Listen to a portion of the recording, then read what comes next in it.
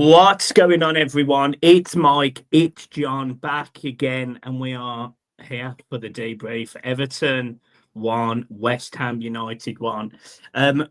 Proudly sponsored by Flyers, Match Bingo, and now Aviate with our cheeky little watches on our wrist. So make sure you go over to Aviate and you support them. The link is in the description. Match Bingo, your code is BBN for 20%, 200%. I need to get that right.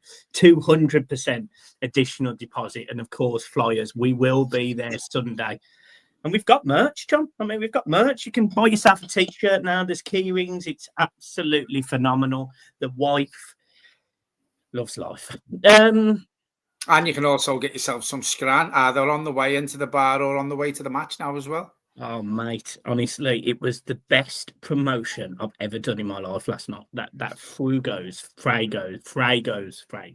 Peter was fantastic, so make sure you go and check them out as well. We'll get the Instagram link in the description. But look, John, let's get back into it. Everyone has missed you.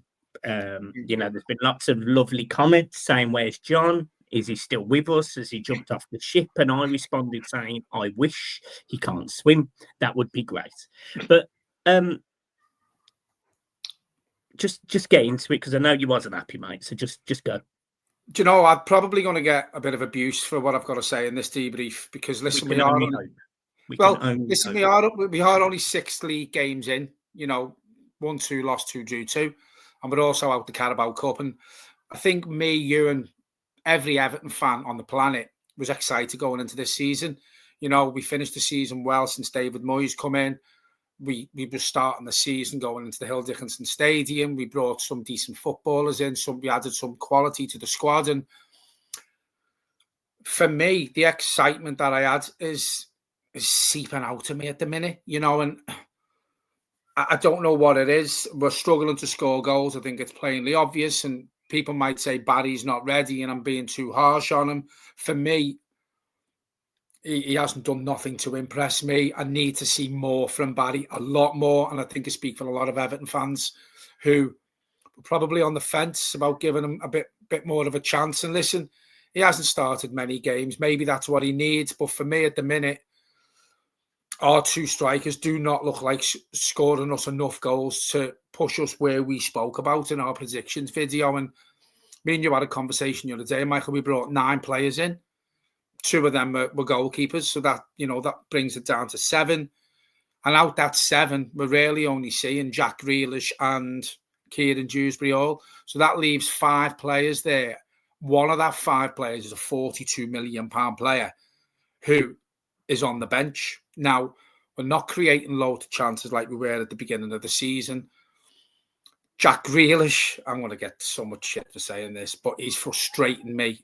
I think I speak for a lot of Everton fans who were sitting around me last night. I don't know about where you were sitting, but for the last 5 or 10 minutes last night, we seen the Jack Grealish of Aston Villa, where he was picking the ball up, he was running at their fullback, he was running at the centre halves, he was going past them, and he was putting balls across the box.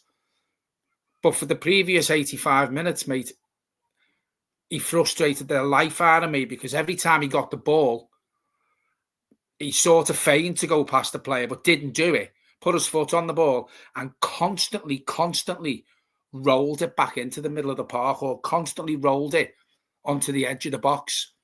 Everton are struggling to create chances. We're struggling to score goals. And when you look at the performances from the first game up until last night, I didn't see the cup game. Apparently, it was awful. 7 changes made. I don't get the 7 changes. It's probably our best chance of winning a cup this season, the Carabao Cup, and he makes 7 changes.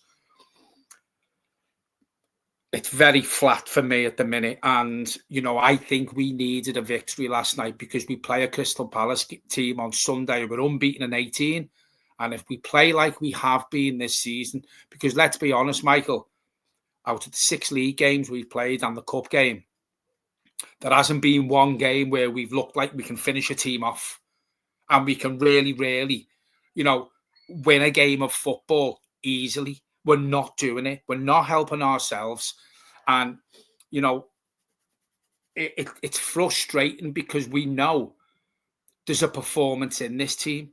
We've seen it against Liverpool. The second half performance against Liverpool, Everton were the better team. You know, Leeds was poor. Wolves was poor, even though we won. The cup game was poor. Last night was poor. So we're very inconsistent at the minute. And the longer this inconsistency goes on, the confidence will come out of these players. And when you look at our big game players, which I always call them, probably have 2 or 3. James Garner was okay last night. He's been okay for the majority of the season. Iliman Ndiaye, I thought that was one of his worst games in an Everton shirt last night. Garner guy was poor. Jack Grealish was poor for me. I think out of all the players we've brought in, and if you want to consistently look at a player who's performed from the first whistle this season consistently, it's Kieran Dewsbury-Hall. But we need more than that, because it's very flat for me at the minute. I don't know about you, and maybe I am jumping the gun with 6 games in and 1 cup game in, but something's missing for me, and I don't know what it is. We spoke on here the other week, Michael, about a couple of goals Everton had scored, and they were good team goals. You know, it was good passing, it was good movement, there were good goals. We haven't seen that since. And this is what I'm saying. We know we're capable of doing it, but our big game players, your Iliman Ndiayes and your Jack Grealishes, for me at the minute, are not doing it. I think it's an interesting debate, to be honest, because Everton currently sit at 9th. Yeah. And I think you're absolutely right, because ultimately Everton set themselves a really high expectation at the start, because they won the first 2 games, they beat Brighton, they beat Wolves, and there was this optimism and this hope. And, you know, we didn't perform in the Carabao Cup. We performed against Villa, we just couldn't score. We had a decent first half, and, we had a decent 20 minutes last night, but the rest of it wasn't great. But we also did say we beat Brighton, but they had chances, and we almost let Wolves back into it. So ultimately, we've sort of been on the teeter either of being poor or being good all season. And you're right in absolutely saying about the consistency, in my opinion.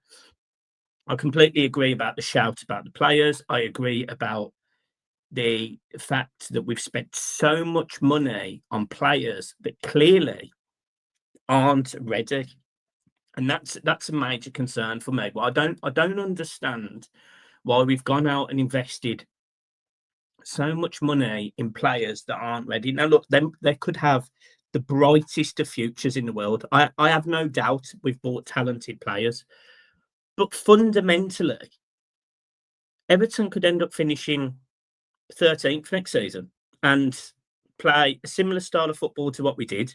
We might get a purple patch from Beto, and we may well get more goals from midfield. But ultimately, it's not progression. So you've spent £100 million or £120 million, and you haven't gone forward. And in the summer, by the way, as much as Iliman Ndiaye last night didn't have a good game last night, he didn't. I completely agree, and nor did Jack Grealish. But Iliman Ndiaye was already linked with a move away last summer. So if he has a good season this season, it's going to be really difficult to keep him. Jack Grealish is on loan, so he could well go back to Manchester City. So all of a sudden, on top of the player contracts, which we've got to sort out, we've got another summer, like last summer, where we've got to go forward. No, look, I'm not necessarily beating up the board. I'm not beating up the team. I'm sure they expected more out of Barrett. I'm sure they expected more out of Diblin. You know what? Why go and do that? But ultimately, as of right now, I sit here 6 games in, as you rightly say, with 2 draws against 2 teams that have started this season really poorly. In Aston Villa, at the time, Aston Villa hadn't scored a goal, and they didn't look like they'd score a goal against us. And West Ham last night, if any team was going to win it in the last 25 minutes, I actually thought it was West Ham on the counter. I thought every time they got the ball down that left-hand side round Jake O'Brien, we were in trouble. And I'll go further than that. What hurt them was their own manager substituting Somerville off, because Somerville absolutely tore Jake O'Brien a new one. He tore him a new one. He had no protection from Iliman Ndiaye last night whatsoever. The amount of times the guy sitting behind me was screaming Enjoy, saying, why are you not supporting him? Why are you not doubling up? Why are you not following? You weren't even following the fullback that was overlapping. So O'Brien, who, by the way, also didn't have a good game last night, got absolutely roasted time after time after time. It was basically a piece of bread yesterday, just being popped in a toaster every 5 minutes. He was cooked, absolutely cooked. And from start to finish of that second half, I thought we were poor by the last 5 minutes. And even in those last 5 minutes, we still didn't do enough to create a clear-cut chance. And look, I've got the stats from the game, so this is what I wanted to come to. Just before we go on to the stats, while you're talking about Jake O'Brien, I missed him out of the players who I was sort of having a pop at, because for me, Jake O'Brien, we know he's not a right back. We know that. But we haven't once faulted Jake O'Brien while he's been playing at right back, and we haven't once had a pop at him. So I'm not going to sit here and have a pop at him now because he was poor last night, but he's not a right back. And that was shown. The likes of Somerville, soon as someone has ran at him with pace, and that Somerville last night was probably the most tricky, fastest player that Jake O'Brien faced while he's played at right back for Everton Football Club. And he was showing up last night. And you've just hit the nail on the head. What the fella behind you was saying is, I was saying it to people behind me, Somerville should have been doubled up from the first time that he went past Jake O'Brien like he wasn't there. And I don't know whether that's down to the manager not saying to NJ to double up. I'm not sure whether it's down to David Moyes, or I'm not sure whether it's just down to Ndai. And you do mention Ndai. He was linked away with a move. I think it was Inter Milan or AC Milan, 40 million quid. Now, I watched him go off last night and he didn't look happy. Now, I don't know whether he wasn't happy because he'd been substituted, or I don't know whether he wasn't happy because of his very, very poor performance, in my opinion. But if he wasn't happy with the manager, then there's a chance he may push for a move in January. You know, at the end of the day, Michael, if I'm not bothered who it is, I'm really not. If he doesn't want to be at Everton Football Club, then take the money for him and let him go, because I don't think we've seen the best of Ndai this season. And I don't know whether he's a bit hurt because Everton didn't let him go and he wanted to go and play in Champions League. I don't know whether that's the case. But I don't think we've seen the Ndai this season up to now as what we've seen last season. When you've got a player like Ndai who's not on it, it's glaringly obvious that Everton struggle. And we've seen that this season. But we're not creating as many chances. You know, I think he scored in the first home game of the season. I don't think he scored since. He's got to get his head back in it. And Jack Grealish has got to get his head back in it. And for me, you know, we mentioned on here, I know you want to go on to the stats, but before I forget, you know, we mentioned on here about we needed to bring players in to hit the ground running. And we've, out of 9 players, 2 of them are keepers. So let's just say 7 players. Out of 7 players we brought in, 2 of them players have come in and hit the ground running.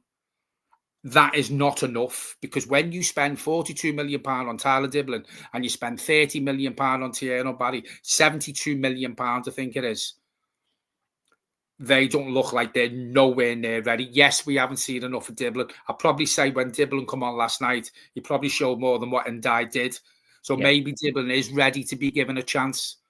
But on no way on God's given earth have I seen anything from Tierno Barry, from the glimpses that we have seen, to tell me that he's a Premier League footballer. And people can slag me off all they want. You will back me up on this. I've always had quite a good eye for a football player. And, you know, I've said earlier on, when players have come to Everton, I don't think he's going to be Premier League ready. I don't think he's going to be Premier League good enough. And I'm not bigging myself up. These are your words. You've always said, you've said it since day one, and you were probably right about this player. I don't think I'm going to be very wrong with Barry either.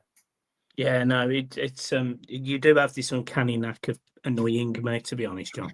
You know, Moise Keane was one I was absolutely buzzing for. Proved me wrong. Yeah, I think the only player we might have slightly disagreed on is Ademola Lookman, but even he didn't do it in the Premier League, did he? He never did it at Fulham, didn't do it at Everton, didn't do it, I think it was at Leicester, wherever he was. So you know, you can argue you're probably right on that. And look, and that's a concern for me because you're right. I haven't seen anything from Barry that justifies anywhere near his price tag. To be honest, I actually thought Barry was better than Beto, and that concerns me even more because Beto was meant to be our first choice number 9 this season, and that scares me. You know, I wouldn't have been so bothered about Barry having a development season if your number 1 striker is doing a decent job. But none of them are. Neither of them are. Yeah, and that's the concern. Right. And the thing is as well, just to go back to Barry, you know, you spend 30 odd million pounds on a striker, you're saying you can see he's not Premier League ready. He's probably not going to be Premier League good enough, in my opinion. What you get for 30 million pounds, what do we expect? You know, we were having this conversation in Flyers last night. If you want a striker who's going to come in, score you between 12, 15, 20 goals a season, you're having to spend 80 million quid. Yeah. I mean, the guy sitting behind me, he actually wheeled off the players. He actually said, look, if you think about it, from Premier League striker perspective, you've got to spend a minimum of 60 million. And I went, yeah, you're probably right. And he went, well, think about it. Think of the 4 best Premier League strikers at this minute. Isak, 120 million. Ekatike, 80 odd million. You probably put Voltmead in there, Voltmead, who we liked, 82 million. And you probably just about put Gyökeres in there. And then Ireland. They're your top 5, aren't they? Yeah. And Thierry Barry's price tag doesn't touch any of their price tags. And the quality, he doesn't touch any of them either. Yeah. Which if it comes, then great. I mean, mate, we'll eat humble pie. You know, we've done it on here before. You know, we will. Listen, Barry needs more time, and it's pretty obvious he needs more time. But from what I've seen up to now, I've seen nothing to justify even 30 million pounds, in my opinion. Yeah. Sorry, go to your stats. Go on. No, but it is. You're right. It's absolutely exasperated by the fact that your number 1 striker, who was given the number 9 shirt, is having, in my opinion, look, I know there's Beto fans, there's people in the comments that have been saying you're not playing to his strengths, you're not creating any chances for him, all of these things. As a striker, you have to move into space, you have to beat your first man. I don't see any of it. You've got to be able to hold the ball up. Yeah, I haven't seen any of it last night, miles off him. You know, we spoke on here a couple of videos ago about how Beto's probably been, you know, one of our most improved players under David Moyes for bringing the midfielders into play and being better at holding the ball up and trapping the ball, and it's gone out the window again. We've seen that 1 or 2 games, and now again he can't trap a bag of cement. Yeah, there you go. Right, getting to these stats. Right, so Everton against West Ham. Everton 51.8 against 48.2. Expected goals 0.7 against 0.2. Shots 12 to 14. Everton had more shots on target, 6v3. Passes, Everton was slightly up, 447 to 416. Corners 3 to 5. Saves 2 to 5. So look, Everton had more shots on target last night. But let's be honest, right? Out of all of the saves their goalkeeper made last night, how many of them do you remember? How many of them do you go? I think there was one. Where you could say it was a good save, but apart from that, you know, for Everton being the home team against a poor West Ham team, let's have it, it was being poor this season. That's not good enough when you've got the opposition's goalkeeper. Out of all the saves you've just reeled off, the amount of saves you've reeled off, only one of them was of note. Yeah, and that's the point that I unfortunately make, you know, and you look at the points. Everton, look, we're on 8 points. We played 6 games. It almost all changes really in terms of that mindset if Everton beat Palace. But what a job that is to beat Palace. They're unbeaten in 18. They're absolutely flying. They've won games in Europe. They've won a Charity Shield. They've won an FA Cup. I'm not being funny. Palace are no longer no mugs. They're no longer just an average team that's going to finish 12th. Palace are a genuine team, a good team, a team that's going to be competing for Europe this season. They're unbeaten in 18, mate. Everton beating Palace. I'll be straight with you, mate. I'll literally be straight with you. As of right now, and in my match preview, I will happily say we do not beat Palace. I'll put a draw on it right now, and even that I think's optimistic. The thing is, even as I was just thinking, then if we were to do our match preview now, and you ask me what to think the score is going to be, I don't think Everton win. And what the worrying thing for me is, and listen, we might change our view come Friday when we do our match preview, but what worries me is the way Everton are playing, and we're not creating that many chances, and we're not scoring lots of goals. And when you look how Palace play, they hit you with pace, they hit you on the break.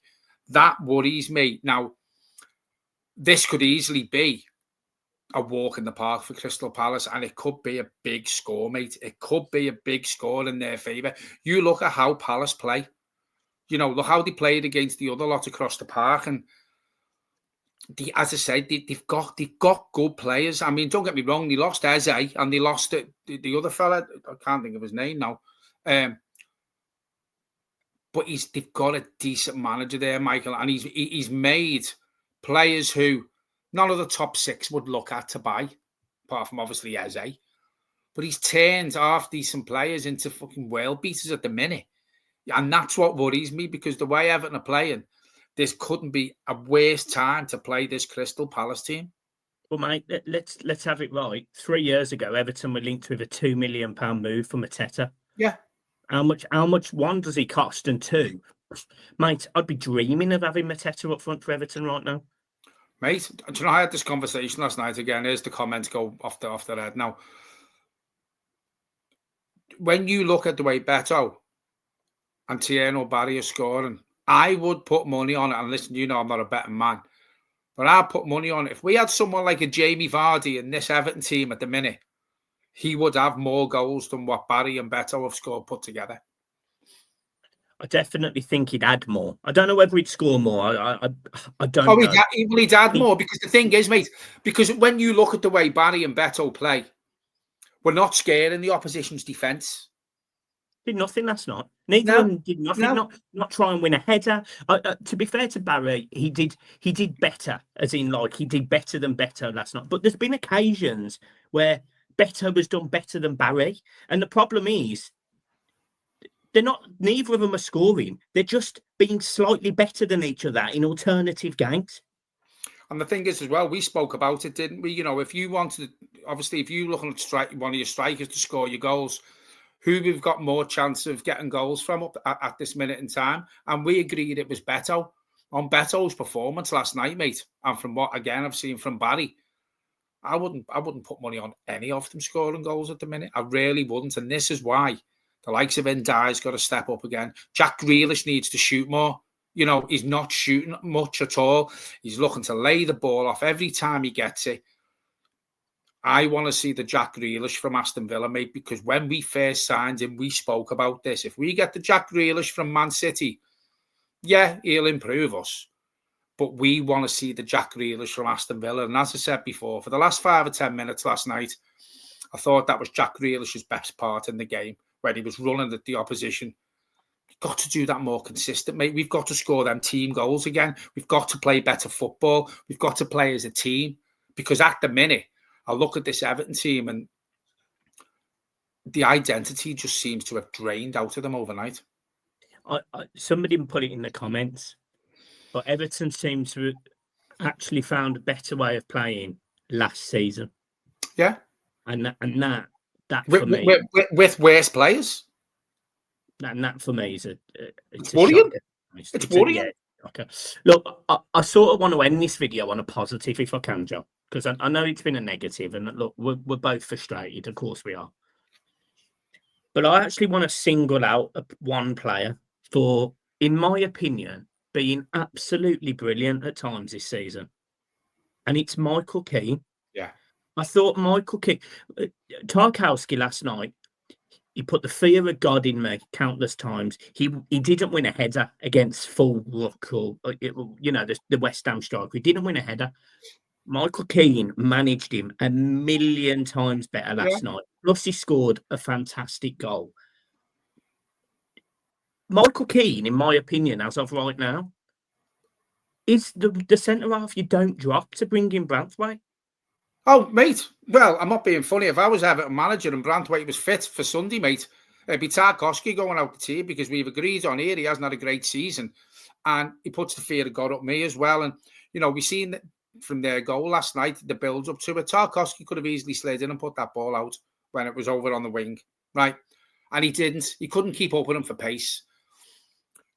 At this moment in time, mate, I'm going to say it now. My two best players this season up to now have been Michael Keane and Kieran Dewsbury-Hall. And I never, ever thought on God's given earth I would ever give Michael Keane that much credit again. I'd even go as far as saying, if he is going to drop Michael Keane when Branthwaite's fit, don't drop him, mate. Throw him up front and put Tarkowski and Branthwaite at the back. Because I'm telling you now, you put Michael Keane up front for 5 games, and you put Beto up front for 5 games, and Barry up front for 5 games, Michael Keane will get you more goals than them other two. Mate, it's a terrible predicament. It's true. Mate, I actually don't doubt it. There's there's no doubt people in the comments will go, John, you're talking out your ass, blah, blah, Oh, yeah. But Get every video anyway. I actually think I agree. And how bad's that? The other thing I was going to mention, look, there's another player that I don't think you mentioned there, which is James Garner. I put James Garner in with the two of them because I've been really impressed by James Garner this season. Yeah, I have. And he's one we talk about eating humble pie. We do. But last night I actually felt sorry for James Garner. Yeah. In that midfield, because every time he'd come deep to try and find a pass, there was no movement in front of him. Dewsbury-Hall would try and bring out a player, but the striker wouldn't come short, or Grealish wouldn't get into space, and he has to pass left to Mikalenko, which, as long as I have a backside in my arse, it's not an attacking fullback. It's just not. So I felt really sorry for Garner yesterday, and Michael Keane, who, by the way, was getting shots off on the 93rd minute. I mean, Michael Keane tried to take the game by the scruff of the neck last night and shot from 25 yards. It cannoned off a West Ham player. I mean, I'm surprised he still had legs attached to his body. He hit it that hard. But honestly, when you're asking your centre half and a centre defensive midfielder, maybe a CM, to carry the game for your attackers, you've got problems. Just to end the note on the note of Kieran Dewsbury-Hall's booking as well. Now, I'm not being funny. That is not a yellow card. Now, Kieran Dewsbury-Hall is now banned for 2 games. If that's a yellow card, mate, then the game's gone. Mate. The game has gone. And we all know there's a bias towards Everton. There's a vendetta against Everton when it comes to... I don't know about yourself. I've seen handball stills on X all over the weekend, and basically someone's put only one of these was given as a pen, which was Tarkowski against Leeds.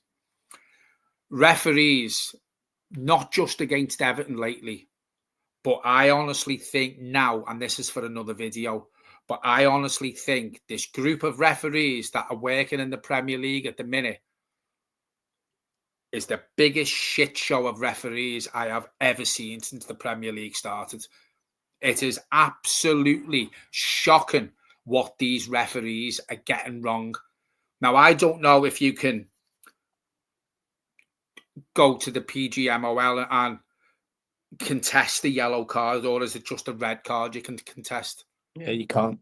Right, because I'm telling you now, if you could, and Everton question that 2-game ban would be lifted, because there's no way on God's given earth was that a foul last night.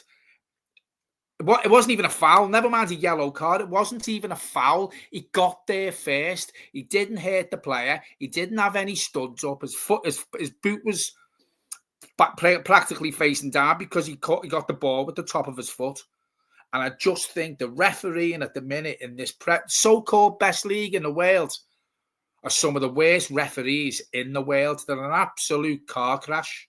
Mate, it's a farce, to be honest. So look, you mentioned his yellow card last night. Completely agree. It's not a foul. It's not a yellow card. It's just normal. His one last week was actually more criminal. He's won last week, taking an indirect free kick, and he gets a yellow card. But yeah, I mean, we've seen that all. I've watched all the football all over the weekend since got back off holiday, and it's happened in every game. For free kicks getting taken quickly, and free kicks getting taken from the wrong place, and the players being allowed to carry on. And it's as if they've made these rules up against Everton. You can't take a quick free kick, and we're going to book your player and give him a 2-game ban for a foul that wasn't a foul. And it pisses me off. The game's gone. It's shocking, but there's been a few. There's been a few. The Tarkowski penalty, I still stand by. That was never a penalty at Leeds. We saw Fulham got absolutely robbed at Chelsea. Got absolutely robbed. We saw on the weekend, I think it was Gabriel handball. We saw Salah with his arm up in the air. Mate, there's been countless ones. And I'm not saying West Ham are a top 6 team, but you've just mentioned all the teams and certain players there who have got away for it. And they're all part of that Sky Premier League Super 6 loving. They are. And anybody else, and I'll say it until I'm blue in the face, there's 4 to 6 teams in this league who are protected. The other 14 teams were there just to make the numbers up. You will never see another Leicester. You will never see another Blackburn because it won't be allowed. And you've just hit the nail on the head there when you said, Salah, you know, the one Fulham have robbed with Chelsea again. 2 top 6 teams, 2 top 4 teams. And that's how it is. And that's how it's going to stay until all the other teams who get these shocking decisions given against them all club together and go to the Premier League and go, what the F is going on here? Because you look at them decisions that they're getting away with. It was a hand of God by Salah. And you know, it was a hand of God. It was another Maradona. And I guarantee you, if that was one of the other 14 teams who done that, that goal is not given. It's given as handball. So there you go. Yeah, I don't disagree. We are where we are. This is what we pay our money to watch every weekend, and we just love it. We just love it so much so that we will be there on Sunday for the game against Palace, and we'll love it. We'll absolutely love it. Right, guys, look, hit the like and subscribe. As you can see, my hand is green screening, but John is back. So, you know, give him your love in the comments. He is back. Thank you for your support on the match reaction. Really appreciate it. It was a rough one, to be perfectly frank. I was quite angry. I actually think John's been relatively tame today. I was expecting John to be absolutely off the wall. Got to watch our P's and Q's now, haven't we? And more importantly, the blood pressure, my friend. You know. So make sure you hit the like and subscribe, guys. As you know, this is the only show that is also on Spotify and all of your Amazon streaming things, etc. So make sure you go and support us as well. But yeah, look, we'll see you soon. Up the toffees, keep smiling. We will be in flyers on Sunday. Make sure you get over to Match Bingo. The 200% additional deposit is BBN. And of course, treat yourselves to a new watch on AV8, AVI/8. And you'll just love them. They're war themed. They're quite good. And Fuegos will be at the Crystal Palace game at Flyers. So go and treat yourself, because honestly, that pork and that burger last night was absolutely unbelievable. Honestly, I could have put 3 stone on just looking at it. Looks like you have. What was you going to say then, Nobed? I said it looks like you have. Honestly, I was genuinely thinking, I hope you can swim, mate. I hope you can swim. Right, anyway, up the toffees. See you soon. Peace.